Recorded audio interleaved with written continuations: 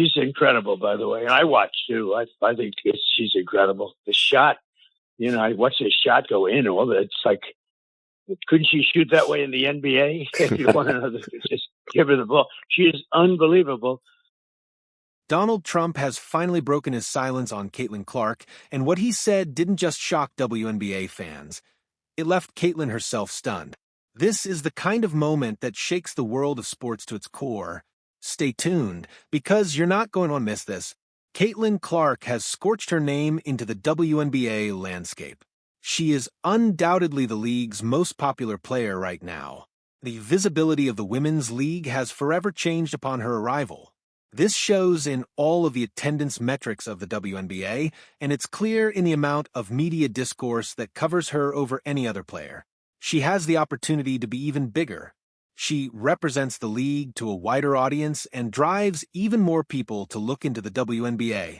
Her popularity has crossed the barriers of sports fans and has now even been able to reach the general public that was never familiar with the WNBA at all. This is a stature only reserved for the top of the top athletes. When you hear golf, you think of Tiger Woods. When you hear sprinting, you think of Usain Bolt. Even your grandma would recognize these names. In the NBA, it's Jordan and LeBron, but the WNBA has never had this name until now. Caitlin Clark's popularity has exploded, even to the point where current President-elect Donald Trump has had to give his take on the Caitlin Clark phenomenon. With all of the issues that Caitlin Clark has brought to light about the economics of the WNBA, it's also fascinating to hear what Donald Trump has to say about it as an experienced businessman and media personality.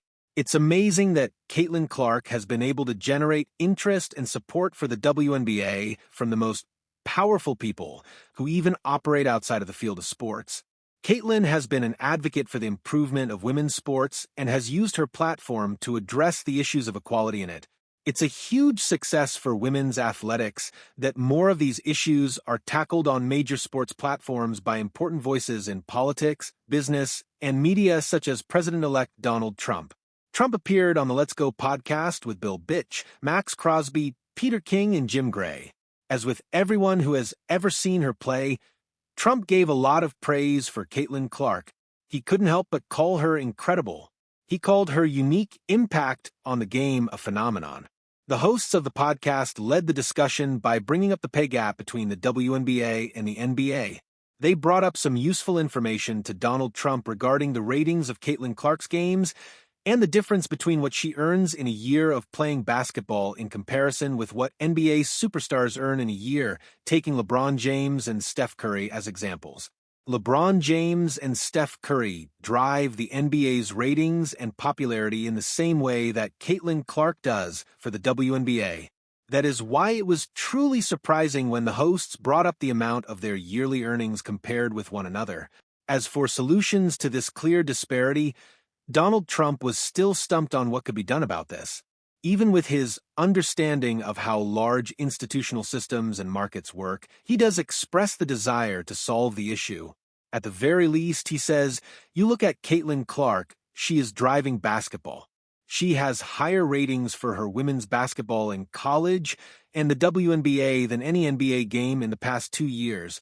She makes $76,000 a year, and LeBron James and these folks, Steph Curry, making over $50 million a year. Should something be done about this? Well, you'd like to do that, but it's a very complicated thing. It's so very unusual.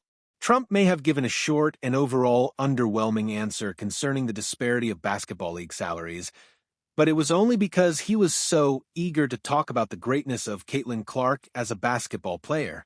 He says he watches Caitlin Clark's games and even made sure to give his appreciation for Caitlin Clark's unique skill set, which is shooting the lights out of the basketball.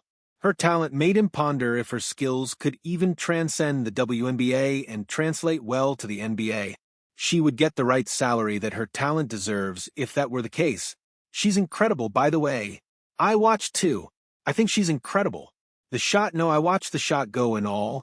It's like, couldn't she shoot that way in the NBA? If you want another, just give her the ball. She is unbelievable, and it's a phenomenon It is kind of astounding that Caitlin Clark is doing this much to grow the smaller industry of the WNBA while the league itself isn't able to fully compensate her with what she deserves. She's earning less than what her true value is as the WNBA's #1 star. It's a unique place to be for an athlete. Not many athletes before have succeeded in this precarious role. Donald Trump recalls the likes of Tiger Woods and the general idea of young star athletes in different sports in order to compare to what is happening with Caitlin Clark. These are players who receive a smaller amount of financial compensation for the amount of attention and stardom that they bring to the table. It's something that is taking place, and it's unusual. Tiger, when he first went out, remember those days when Tiger went out? He was just a great baseball player in the minor leagues or a first-year football player. You see a running back who's making minimum, and he turns out to be a superstar. You have that, and, probably there's no real way to guard against it. It sounds unfair, but somebody agrees to a contract. It's hard to discuss these less-than-ideal player payment situations because there is always the element of agreement in each of the players' contracts with the team that pays them.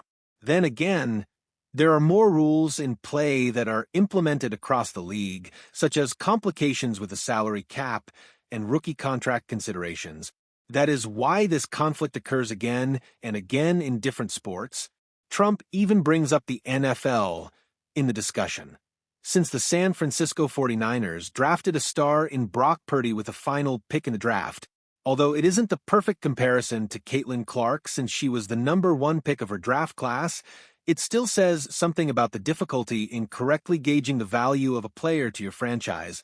It was sudden how Brock Purdy went from only being Mr. Relevant to being the most important player on his team, making his early contract nowhere near representing what his actual value eventually ended up being.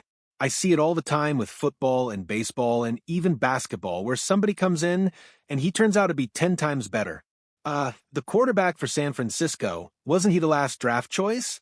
And I watched as 2 quarterbacks got hurt for the team, and they were having a hard time anyway, but they got hurt, and he comes in as the last draft choice, and he moves the team. He moves it, and other guys that get drafted #1 don't move it at all. It's It might be amazing for San Francisco to land on such a great talent that was previously undervalued, but the conflict still exists to the athlete's detriment.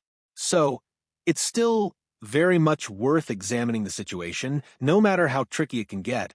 There is a pay gap between the rookies of a sports league compared to the experienced veterans, and even more so with the star players in the prime of their careers. This is understandable because those players are in different phases of their careers and typically bring another level of value to them. Typically, there is just a complication when a player on their rookie contract brings more value than any rookie in the history of their league. I am, of course, talking about Caitlin Clark here. The highest paid player in the WNBA is Jackie Young, a star for the Las Vegas Aces. She earns an annual salary of $252,450 per year. Meanwhile, Caitlin Clark, a rookie for the Indiana Fever, only has a base annual salary of $765 for the 2024 season. This is a substantial pay gap between the 2 WNBA players. The irony is that Caitlin Clark is around the same level of player as Jackie Young in terms of talent already in only her rookie year, and clearly, she would have more upside as a team's asset. Their salaries do not show this accurate representation of their value as players. Clark also definitely generates more revenue for her team and the WNBA at large through attendance, attention, and sales. Her annual salary of $765 is not even that far from the minimum wage for a WNBA player, which is $70,100.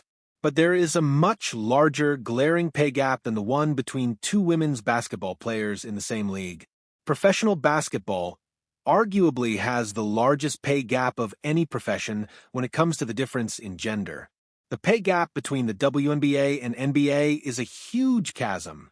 This is expected by many and very easily explainable on the surface. The revenue that the NBA generates is just that much larger than the revenue that the WNBA is able to generate. The major revenue streams of both leagues are ticket sales from attendance, TV or broadcasting rights, and sales of merchandise. There is then more coverage done for the NBA, greatly boosting its visibility to the public as well. NBA games and NBA players are getting much more attention on every form of media, which then exponentially boosts their earnings as well. This gap is more understandable when you think about the difference in the maturity of the leagues. The NBA has been going on for many more decades. The NBA is now in its 79th year as a basketball league. Meanwhile, the WNBA is only in its 29th year. The NBA was also merely generating low revenue when it was at this early stage as a league. That being said, the WNBA can still do more to bridge this gap, since there are many more avenues to market the league in the current day.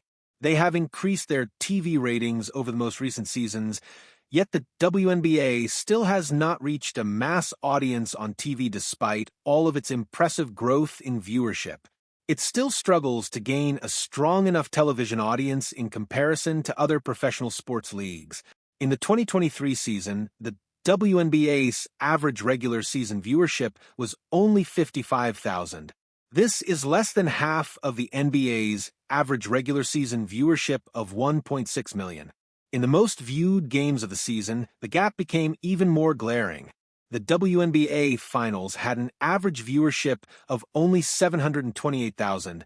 Meanwhile, the NBA had an average viewership of 11.64 million for the NBA Finals. It's even tragic to compare that WNBA Finals audience of 728,000 to the women's basketball NCAA Finals last year. The Battle of Iowa Hawkeyes and LSU Tigers garnered a viewership of 10 million people to watch the game. It's still women's basketball, but it's not even close. It should be the case that the WNBA has stronger viewership in its finals because of the quantity and quality of star talent that they have. This could just be another testament to how fans truly love Caitlin Clark too. Clark has now brought in the highest average attendance for the WNBA in 22 years. This figure is 987. This is, once again, not even half of what the NBA makes. The average attendance at an NBA game is 18,315.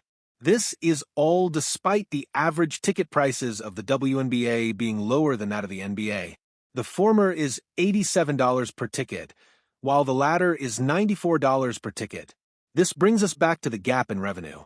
In total, the NBA's revenue is $1.58 billion. The WNBA, on the other hand, is only generating $200 million. The pay for WNBA players is structured by a revenue split, with WNBA players only receiving 40% of the league's revenue, while the NBA players receive 50% of their league's revenue.